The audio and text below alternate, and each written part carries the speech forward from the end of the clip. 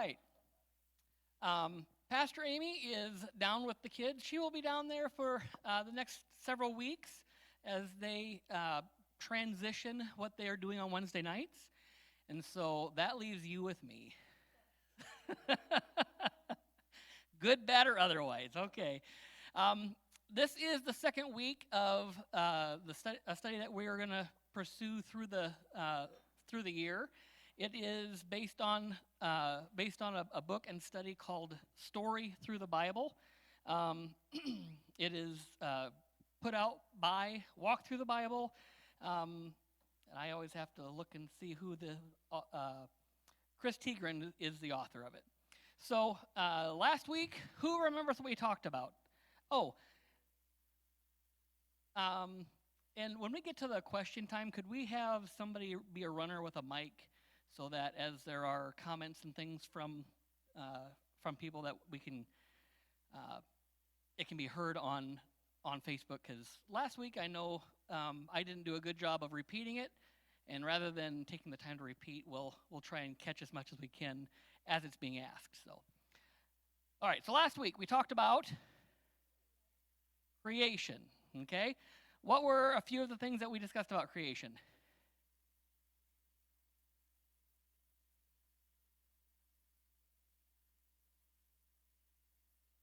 Okay, we discussed the order. We discussed the importance of that order, how that there was a plan even in the order in which it was created, because everything at the end of creation relied on everything that happened before it. Everything in the middle of creation relied on everything that happened before it, right? So, and at the end, what did God say about all of creation? It was very good, right? As he went through, things were good, but when he was done, it was very good. Everybody has a handout for today? All right, so today we are going to talk about the fall. So a little bit about the background for the fall. So God created the heavens, the earth, water, light, day, night, sky, land and seas, plants, the celestial bodies, sun, moon, and stars, right? He created the seasons, the fish, the birds, the animals, man and woman, and that was the order in which things were created. Okay? God put man and woman in the Garden of Eden. He placed two trees in the center of the garden. The tree of life and the tree of the knowledge of good and evil. And God gave Adam and Eve specific instructions. Anybody remember what those instructions were? Did he say don't eat from those trees? Yep. The tree of the knowledge of good and evil. And that's something that I had a discussion with just before a service, that I don't read where God said don't eat from the tree of life. Right? He just said don't eat from the tree of knowledge of good and evil. And the consequences of eating from the tree of the knowledge of good and evil would be death. Okay? So, now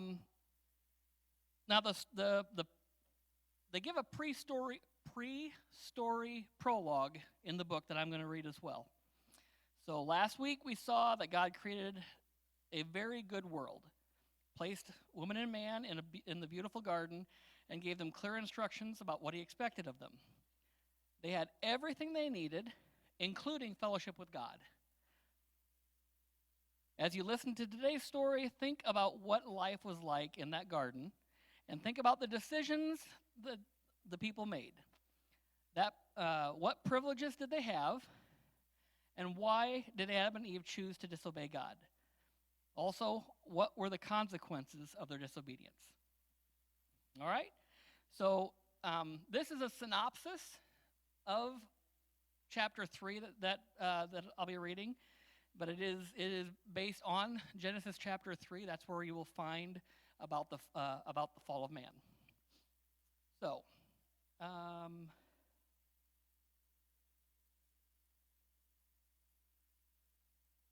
where I put it here.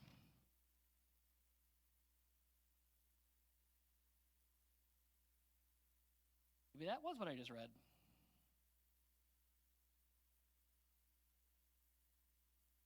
Okay, here's the story.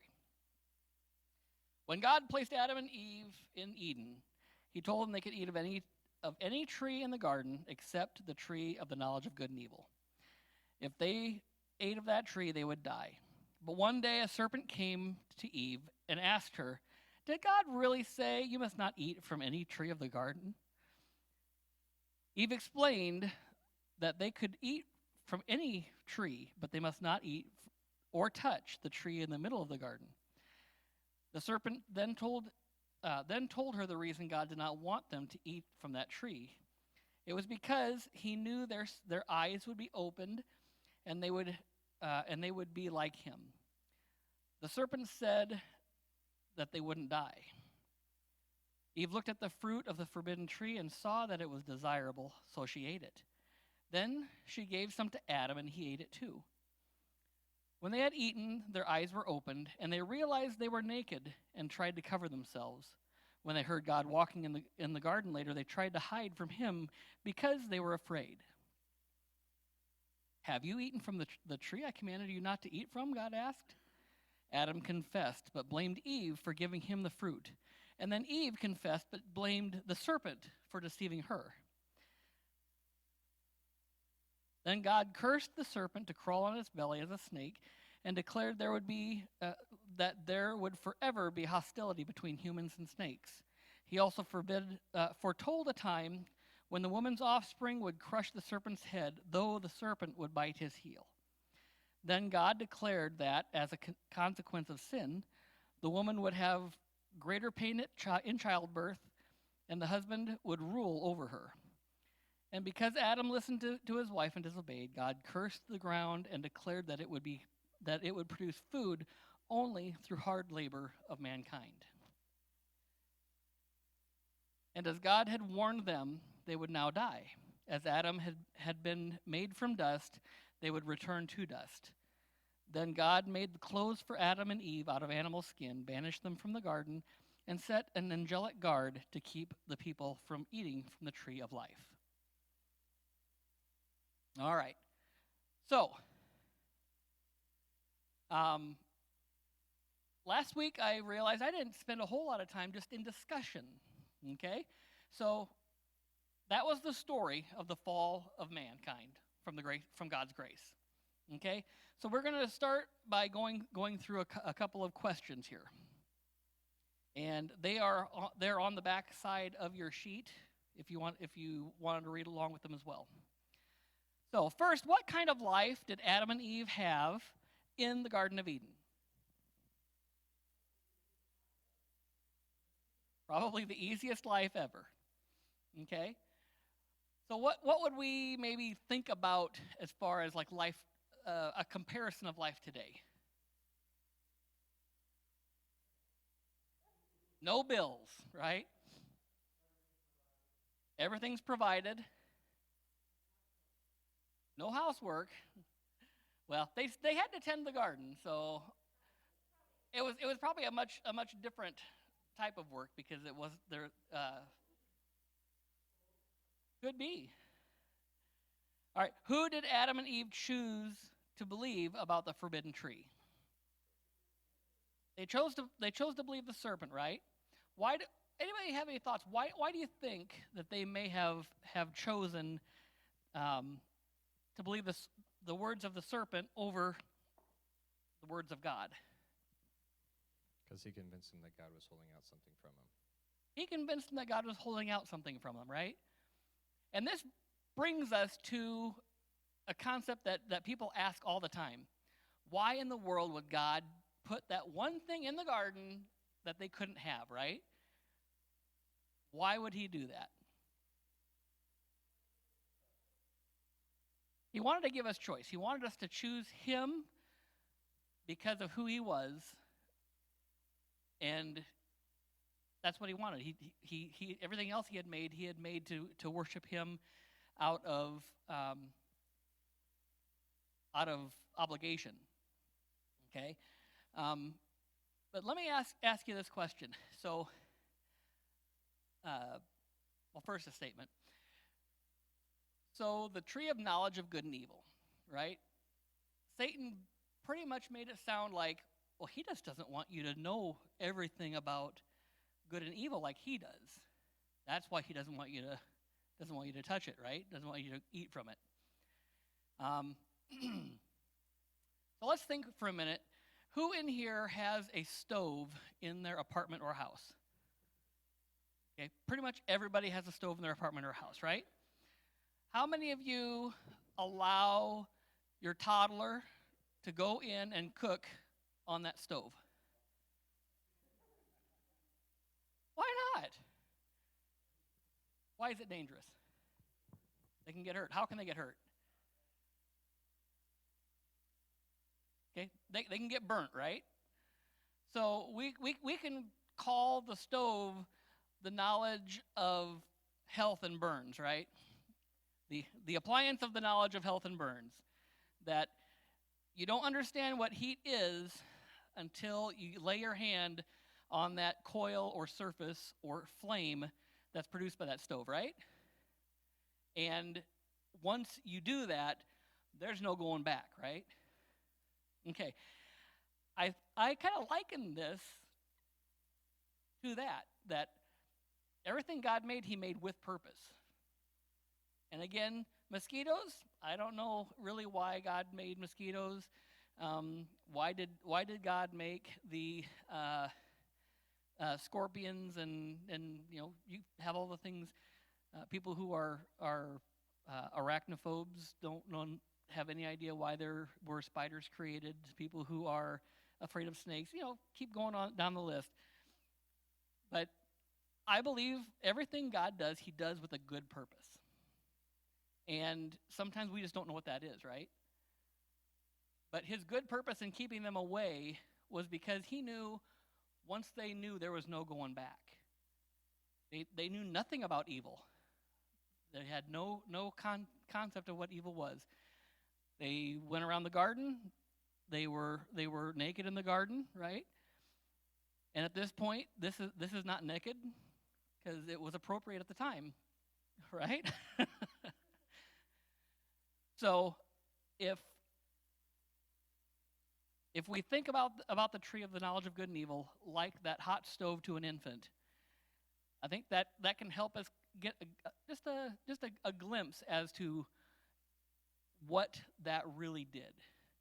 It opened up their eyes to something that they weren't really supposed to have their eyes open to. All right. So how did the serpent tempt Eve to eat what God had forbidden? He made it sound good, Carla says. How did he make it sound good? With a lie. He lied to her. It looked good, right? It had that natural appeal.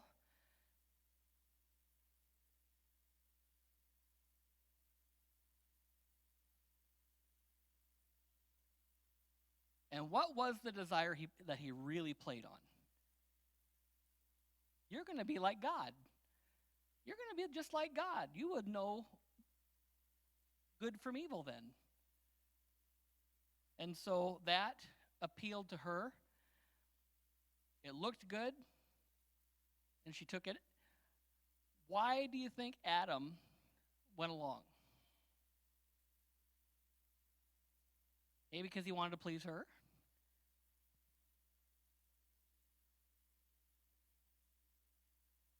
What was the consequence of eating it? It was death. What did Adam see? It didn't happen. It put questions in his mind, I think. It's like, wait a minute, God said she would die. She didn't die. The serpent said she wouldn't die. She didn't die. Who do we think is being right here? So all of a sudden, all these doubts start to play through. Does this at all sound like anything that happens in our own minds, in our own hearts, in our own spirits, when we're toying around with things that we shouldn't toy around with? That we have that voice in the back that tells us this is what's right. And then we have that other one that is working really hard to convince us of the opposite, right? All right. Number 5. Do you think this seemed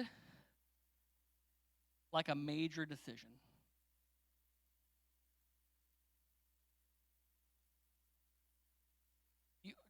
You think to them it seemed like a major decision to Adam and Eve at the time?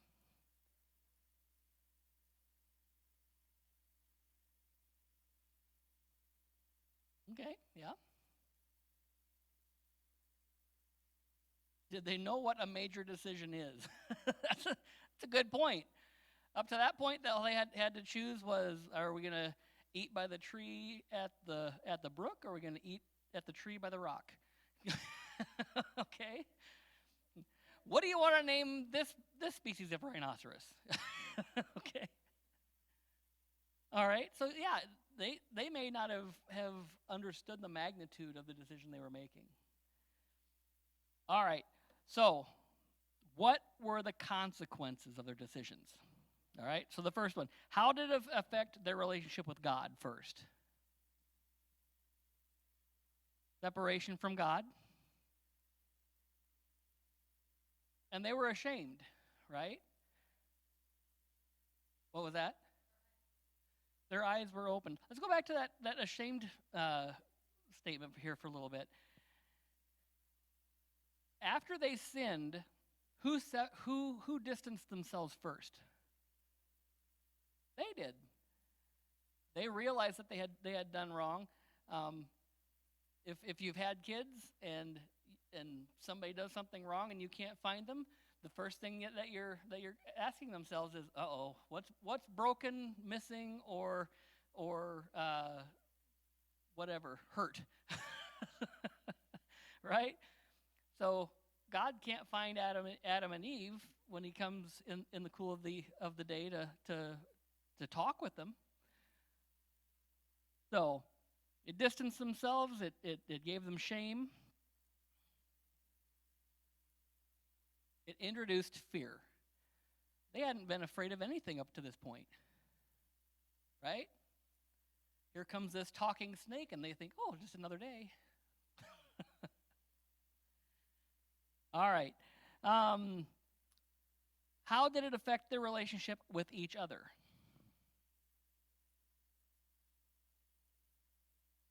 Okay. Adam threw Eve under the bus.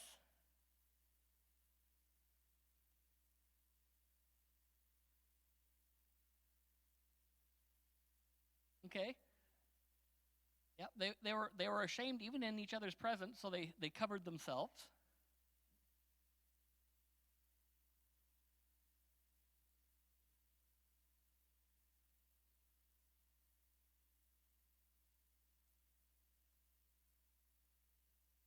They maybe didn't trust each other anymore.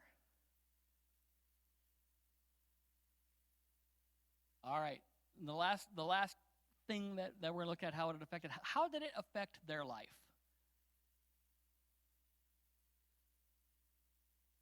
Poorly. It affected it poorly. Okay, they lost their house. They lost their garden that they lived in.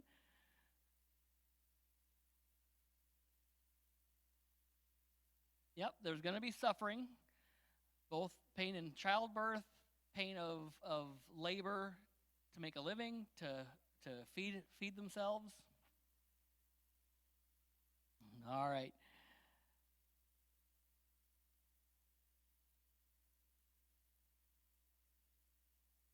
I'm going to stop here for just a second. So I've got listed out the different curses that came to each of the players in here listed. On your sheet, I've got a place that's blank that if you're taking notes, you can write them in there.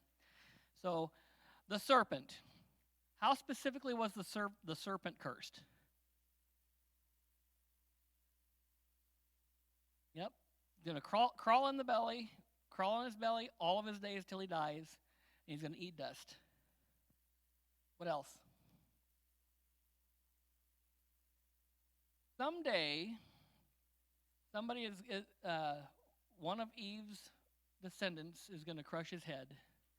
And it's interesting, God separates the curse between the animal that gave itself over for Satan to take control of, and Satan himself, right? So the snake itself, the serpent, you're going to be on your belly, you're going to eat dust, and you will live in fear of man, and man will live in fear of you. Okay, except for those really weird people that take care of snakes. We had some people that we knew back in Norfolk. He raised he raised pythons and all kinds of different snake species. And his daughter would come in one day. One day they brought in I think it was about a 12-foot python. And there's actually pictures of Amy when she taught preschool having this on her. And it took her a while to be able to just relax, but the kids all oohed and awed and all kinds of stuff, and Amy had a hoot. So hostility between mankind and snakes, right? Even today there are bunches of snakes that around here we watch out for, and if we see them, they get chopped up by whatever means available, right? All right, and then for Satan, he was shown that he's going to die one day. He's going to get his, that someday one of Eve's offspring would crush his head with his heel, and that Satan would only strike his heel. Okay? All right, so Adam. What were the curses that Adam received? Going to have to work hard. He's going to have to take charge. And it's interesting because I wanted to point this out. We quite often it's talked about how man is the head of the household, and that was the design that God had, right? But the interesting thing is that was not the initial design necessarily that God had. It said that Adam and Eve would be each other's helper. And it wasn't until after sin that God took and subjugated woman to man. Okay? Now, don't get me wrong. I am not saying that, take Pastor Amy's and my roles. We work as much as we can the way we believe God ordained for us to work. And that is how we will continue to be. There are people that disagree with how we operate, but you know what? They have yet to prove anything to me about biblically of any wrongdoing. So, and fortunately, they are getting fewer and fewer as people have their eyes open, I believe. So it's interesting to realize that this whole hierarchy of governorship wasn't introduced until the fall of man either.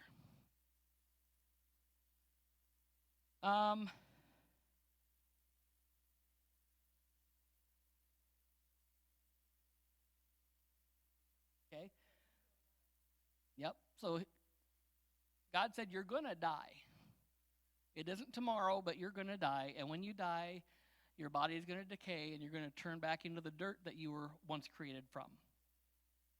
Okay? All right, so Eve. Okay? The pain of childbirth. And it was interesting, as I was reading this, I read it in the New Living Translation, and it actually says in that version, pain of pregnancy and pain of childbirth. I thought it was interesting that it's not just the pain of childbirth, but there's a good deal of discomfort and pain through the childbearing months as well.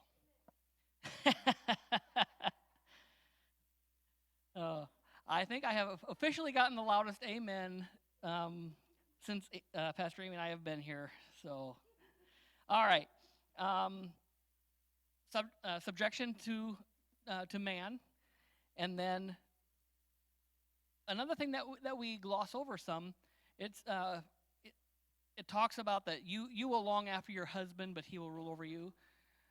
What that is actually meaning is you will want to rule over him, but he is going to rule over you. That's how that's longed over, or how that's described in the word. And so when you think about that, all of a sudden you have this huge feeling of unfulfillment. How many ladies do we know that have this huge feeling of unfulfillment? I believe that is all directly due to the curse because of the fall of man.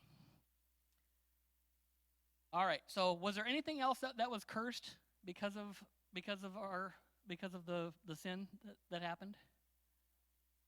Okay. The land itself was cursed, right? So it was cursed because of Adam, and God said that it will grow thorns and thistles when you're trying to grow food. Okay? So, did God just create thorns and thistles at that time, do you think?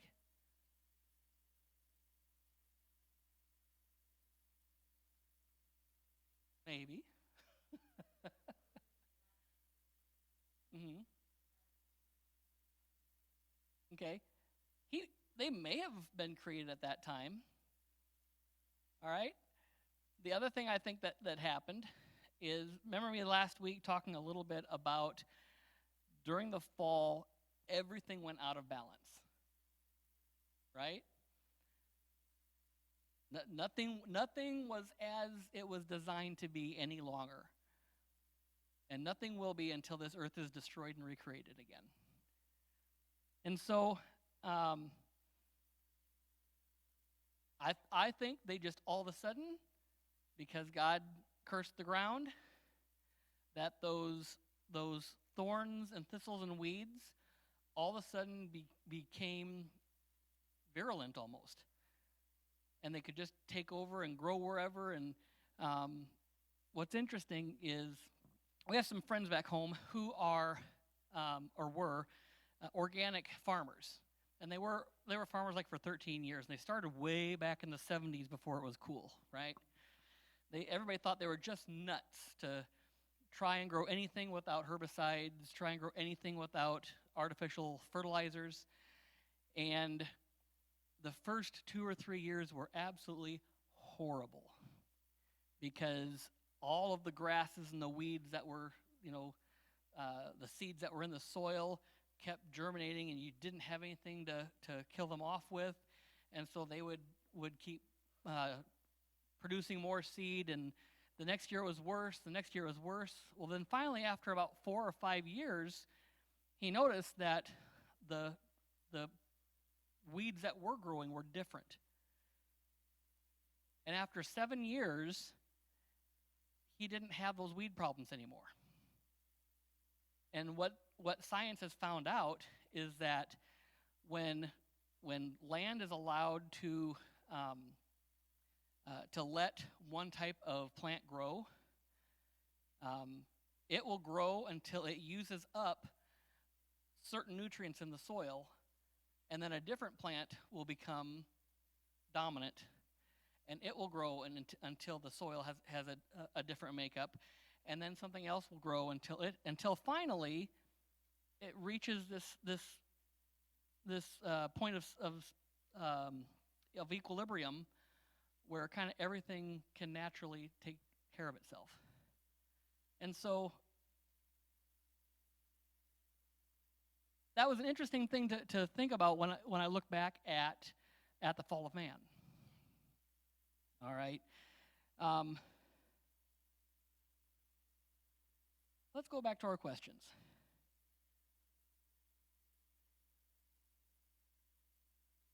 All right, so why do you think God kept Adam and Eve from returning to Eden? He didn't want them to eat from the tree of life, right? Now, as I said before, they were not forbidden before from eating from the tree of life, which makes me think they probably did. And that was, I think, how they were allowed to live for whoever knows how long between creation till the fall of man.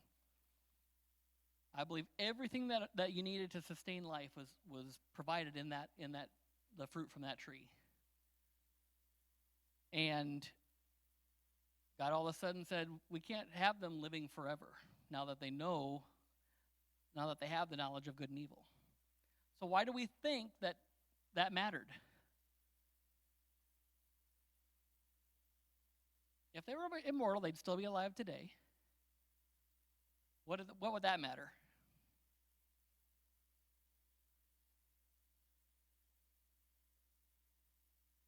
There'd be no point in Jesus coming because everybody just would live forever, okay?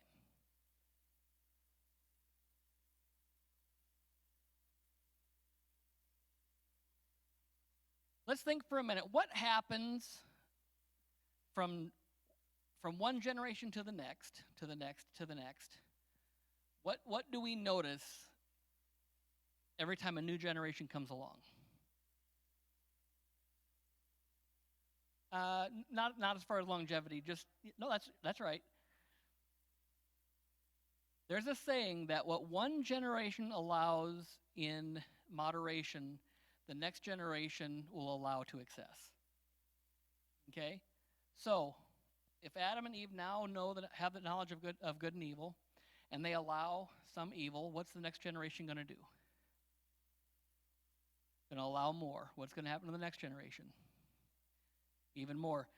And what's going to happen when you have every generation on the earth living throughout history?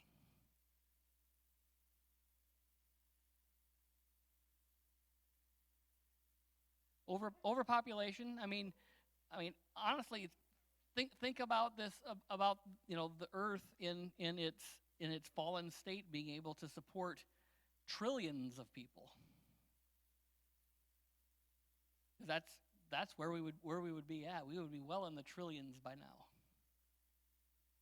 So something to think about. In what ways are we tempted? Okay, we always got to bring it back to ourselves, right? What does this matter that 7,000 years ago, whatever, that Adam and Eve ate from a tree that they shouldn't have, other than it made life hard for us, right? What does it really matter? So, in what ways are we tempted to disobey God today?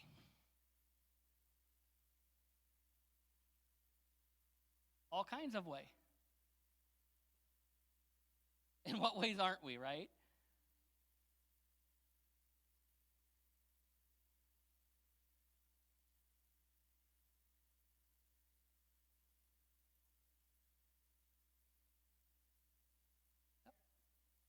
So, media, the seven deadly sins, right?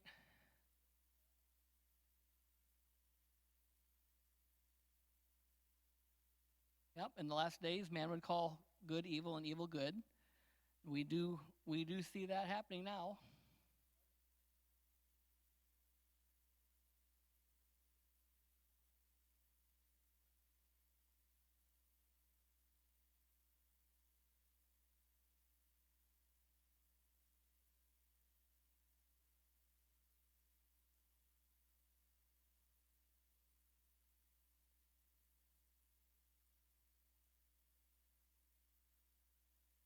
So I'm gonna summarize what he said is that every generation seeks to be like God, just like Adam and Eve sought to be like God in the beginning.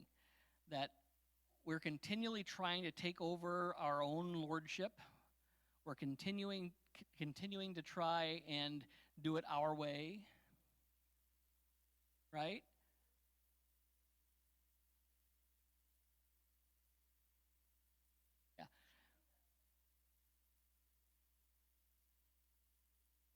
Yep. Think about the point was that Satan uses the same deception tactic today as he did then to start with, He's like, is that really what God said? Did he really say that you weren't supposed to touch it? Because I don't think God said he wasn't supposed to touch it, right? Just don't eat it. And then in the discourse, he said, oh, we're not even supposed to touch it. So, okay. Yeah, so that opens up a lot, I think, of what happens to us is that discourse. Think about when Jesus went and fasted for 40 days after his 40-day fast. Think about the word Satan used when he came to tempt Jesus.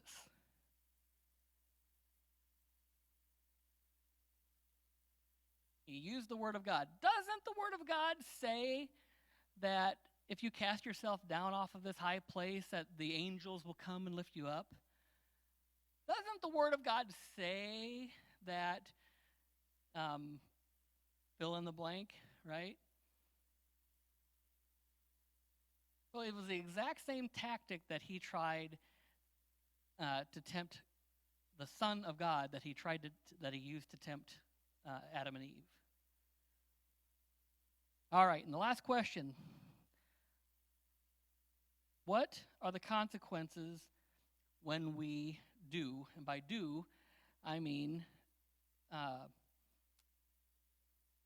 when we fall into temptation. What are the consequences that happen to us today? Same as Adam and Eve, separation, right? Doesn't produce life. It produces more death. It creates shame.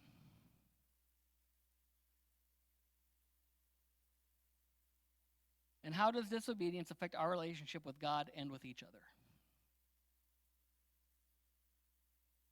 It continues to distance us, right? And it affects our trust, which distances us even further, right? Because it keeps us from reconciling as well. If that trust is broken, it keeps us from reconciling with one another as quickly as we could otherwise.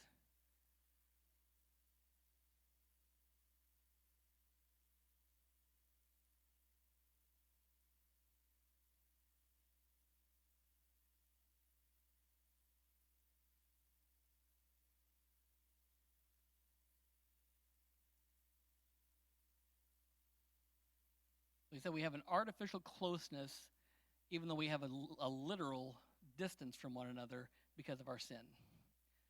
And if we're found out about our sin, what's the first human nature that there is? To deny or blame, right? Well, such and such did way worse, right? So, our key application from this story, the fall of man, separation from God, distancing from in that relationship, is that our sin alienates us from God. And the neat thing was, did I miss I don't know if I missed the question or if I just thought it. So, through this story, what do we learn about the nature of God? Part of his nature. Okay, good. I've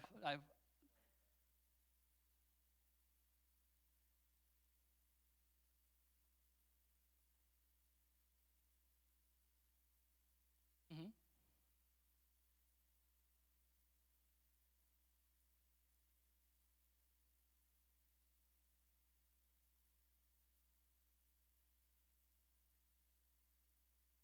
So he said that God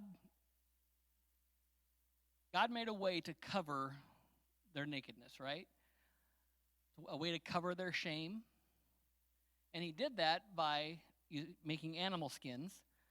And those animal skins he got through the killing of some animal, which, as Brent said, is a foreshadowing of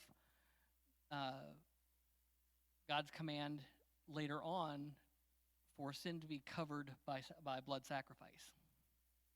And so we learn that even through the punishment because of sin, that God was gracious, even though he could have just killed them and start over, right? He could have said, well, push the reset button and let's try again.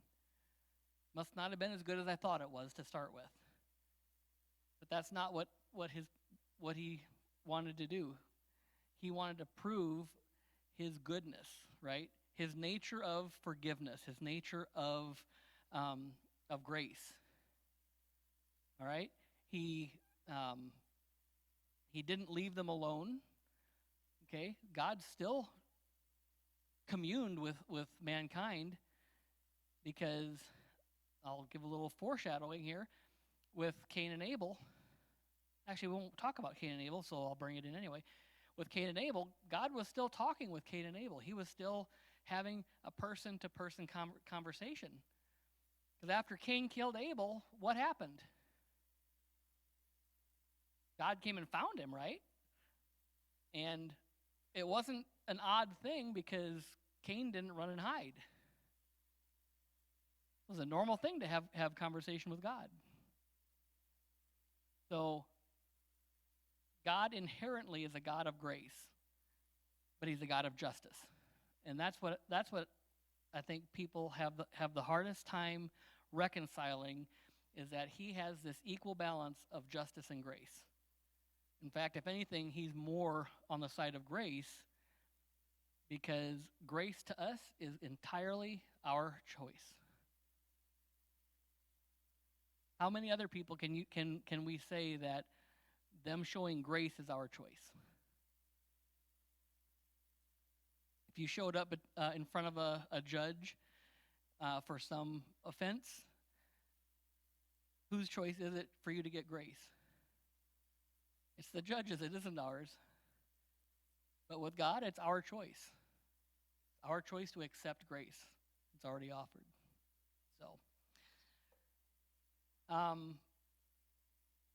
So that's what I have for this. Are there any questions as we talk through this that popped in anybody's minds about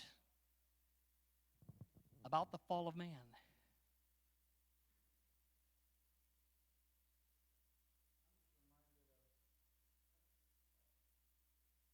I'm reminded of a friend I had who was a Christian, but he kind of fell away. And, we would talk about theological things from time to time. And he was just convinced that God was the bad guy in the Garden of Eden. If God knows everything, he knew they were going to eat from the tree of the knowledge of good and evil. It was a set-up job the whole time, almost taken as a conspiracy theory.